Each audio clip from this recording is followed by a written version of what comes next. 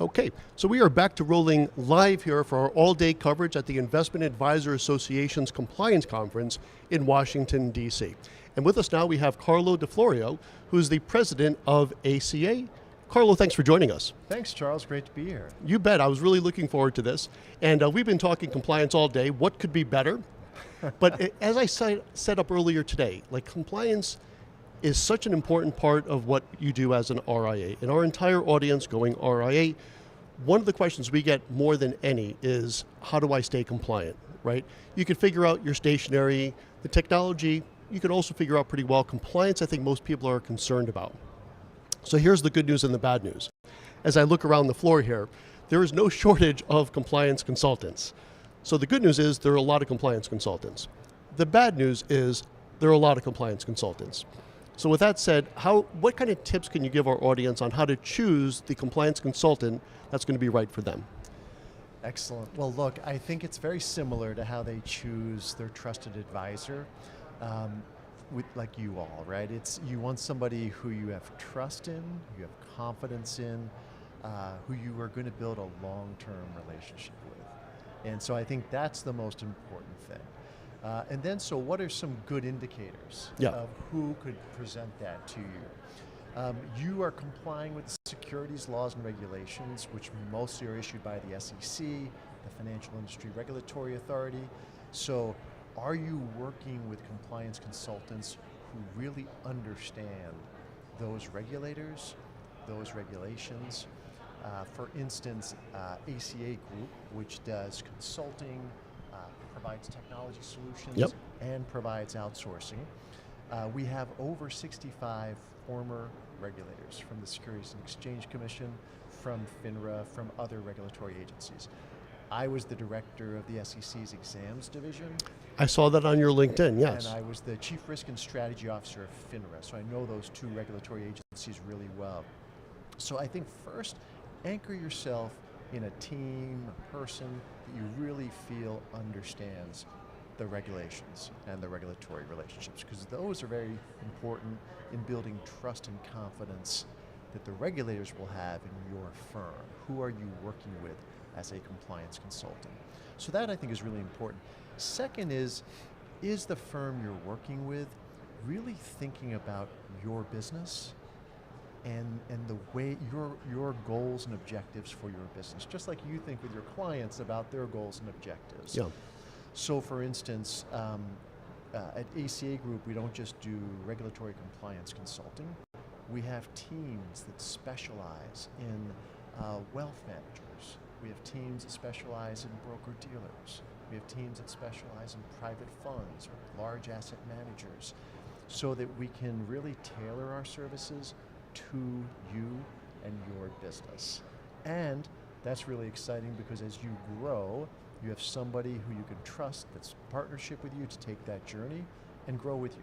All right. So I think that's really important. A third thing that I think is really important is, do you have a trusted partner that can bring you an integrated solution? Or are you going to have to find somebody to help you with compliance consulting, somebody else to help you with technology solutions, somebody else to help you with outsourcing? Particularly when you're starting off, it's really hard. You've got limited resources. You don't want to spend a lot of time managing different vendors. For sure. So what we've done at ACA Group that is, I think, a really strategic advantage is we've said, let's make it easy for our clients. Let's bring trusted advice, innovative technology solutions, and outsourcing together, so they've just got one great relationship they can count on. Think about that, because compliance is getting more and more technology oriented. It's great to have an excellent consultant, and we pride ourselves in that, but if you're not bringing technology solutions and outsourcing, you're not going where the puck is going in the industry. So those are a couple of things that I think are really important. And then you want a firm that's going to grow with you. So are you thinking about different strategies, different products, different accounts, different kinds of clients, different geographies? And if you are, then what firm can meet those needs, right? Mm-hmm. Those are a couple things that I think are really important. Look, there's a lot of wonderful consultants out there. And so you'll have a lot of options and a lot of great choices, and it's a terrific industry. But those are the things I would be looking for if I were in your shoes or the listener's shoes. Yeah. And so those are the things that I think about. Okay, so there's a lot to unpack just with that. And one thing that you said early on that really kind of clicked with me, and I never really explored this before, and I love the way you put it. You need a firm that understands the regulations and the regulators, the human aspect.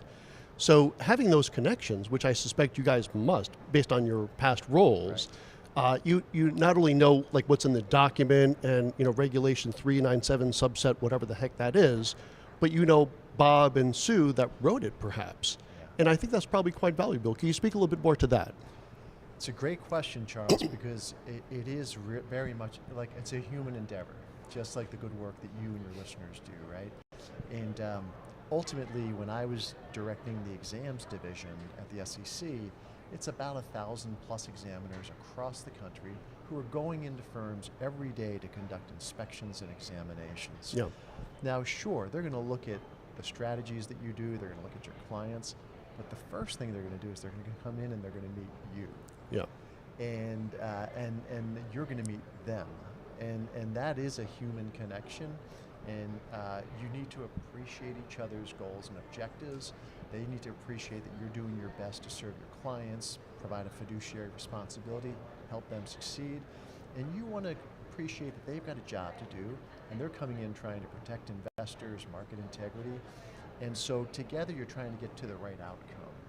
And understanding the people, understanding what they're looking for when they come in, understanding what makes them concerned versus what gives them confidence about your firm makes a world of difference. And if you don't have that experience, you don't really know. You know what the rule says and you know what needs to be put in place, but you haven't experienced what it means to walk into a firm and what good looks like or what bad looks like. Right. So I Almost think like from a subjective point of view too. Exactly. Which I think is super important, right? That's usually the first thing that people see is the subjective, Yeah. and then they go into look at the books. That's right. A great example is we always say, when an exam team comes in from the SEC, don't be there sort of defensive and worried and sort of just answering. Easier said than done, questions. perhaps, but That's true. especially in your first SEC exam. But that's But what sure. we're here for, is we coach you through that Yeah. process. We get you ready for that process. So when that moment comes, you're actually ready for it, you're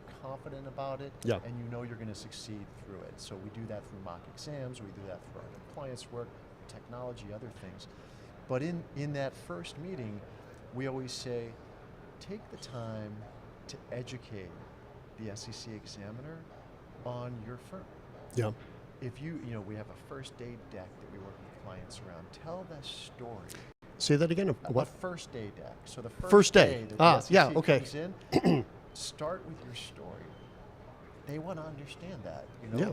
What's your firm about? Who are your clients? How are you helping them? What are your strategies? What are your products and services? And if you can proactively tell them that story, they start in a much more comfortable posture. Because they see you as confident, wanting to share that story, Yeah. not being defensive. They get to know you as a person, and you get to know them as a person. They'll ask you questions, and you'll have a great dialogue. And then you'll have plenty of time to dive into the questions that will come, but you've started out on a really good footing. Yeah. That's just one way to make that human connection and relationship. That is such an excellent point, and one that has not been brought up before. And I do a lot of talk on compliance. Like today is all day compliance, Right.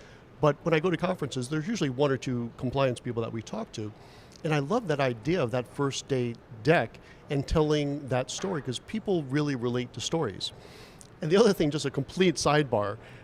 First of all, you clearly got the memo. That's the right. blue suit, Light blue blue suit, on dark and light blue. blue. Yeah, exactly. So good job on that. But what I was kind of grinning about before, as I was reviewing some of my videos, is that I do a lot of this, and I think you're the only guest that does this as much as I, and I think that's got to be the Italian connection. I think that's right. Am I wrong on this? That's right. I like that. Don't leave me hanging. Okay. When I was a kid, my brothers and sisters and I used to, when my parents would have a party, we used to like being inside while all the adults were outside Yeah. on the patio.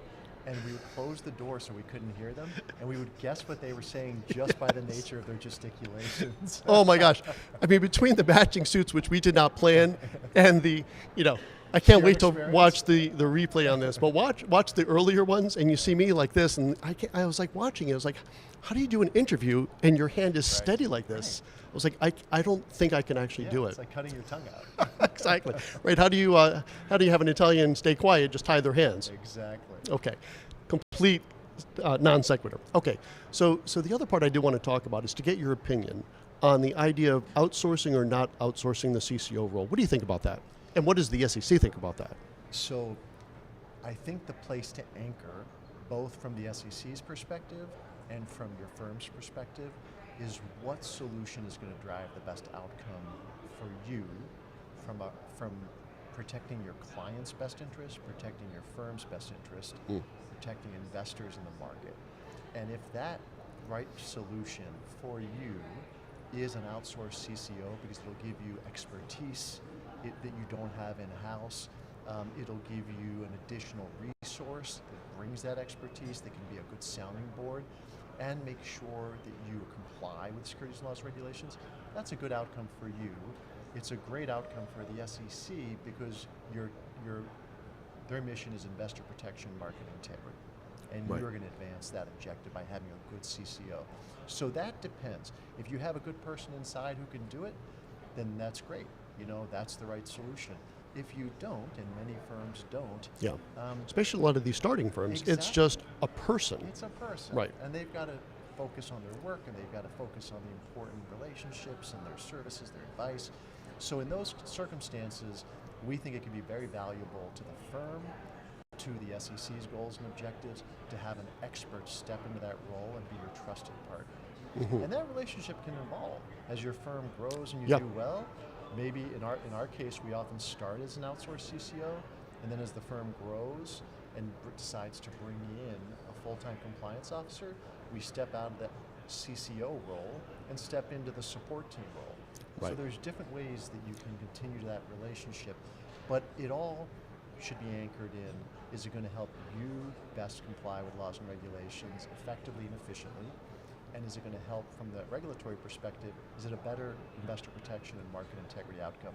Our experience, for example, if you hire ACA to play that role, it's a win-win for the firm and for the regulators. Yeah, I was really curious about this because I have heard some folks say that the SEC frowns upon the outsourced CCO. Now that said, these are consulting firms that do not act as an outsourced CCO. So I was like, there could be a little talking of one's book there, but there's really no real automatic check against you with an outsourced CCO, would you say? Correct. Okay. The thing that when I was a regulator, what I would think about with my team was, what does the outsourced CCO mean to that firm? If it means the good outcomes that we talked about, then that's great, because it's investor protection, market integrity from my regulatory perspective, and it helps you get a better regulatory outcome. Yeah.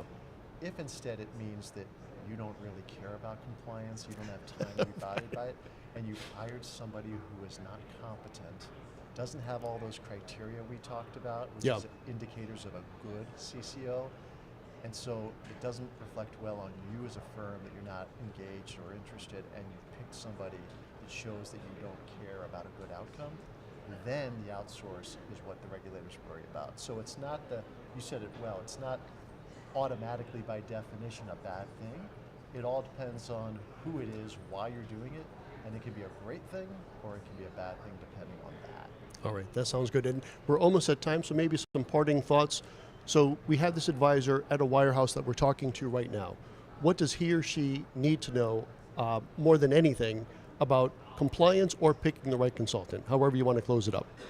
Look, I think the thing that you want to focus on the most is that relationship, as we talked about at the beginning, right? That relationship is going to be your trusted advisor, and that's what's going to help you succeed as a business, succeed in your reputation with the regulators, and succeed in your reputation with your clients.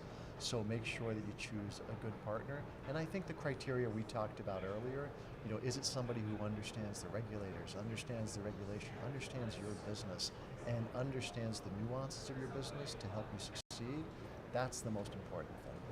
What a great place to put a pin in it for right now. So, Carlo di Florio, thank you so much for joining us. Excellent. I Thank appreciate you, it. Charles. I appreciate it as well. That was my pleasure. Okay, so we have one more segment to go. In about an hour, I'll be talking with someone about how compliance not only does not hinder business, but you could use compliance to grow your business. Stay tuned for that. I'll be back in another hour. On behalf of goRIA, fueled by Investment News, I'm Chuck Vela, and thanks again, Carlo. We appreciate it. That was fantastic. Appreciate it.